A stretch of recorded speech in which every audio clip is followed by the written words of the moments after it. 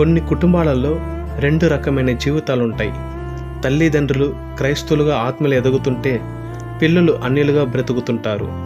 పిల్లలు ఆత్మలు ఎదుగుతుంటే ఆ తల్లిదండ్రులు అన్యులుగా బ్రతుకుతుంటారు. ఏ విధంగా కుటుంబంలో జీవిస్తుంటే ఆ కుటుంబానికి క్షేమం ఎలా కలుగుతుంది?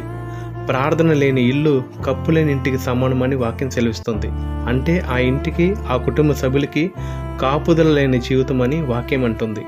ఈ విధముగా ఒక కుటుంబంలో ఉంటే ఎలా కలిసి ప్రార్థన చేయగలుగుతారు, వాక్యం చదవగలుగుతారు, దేవుని స్తుతించగలుగుతారు?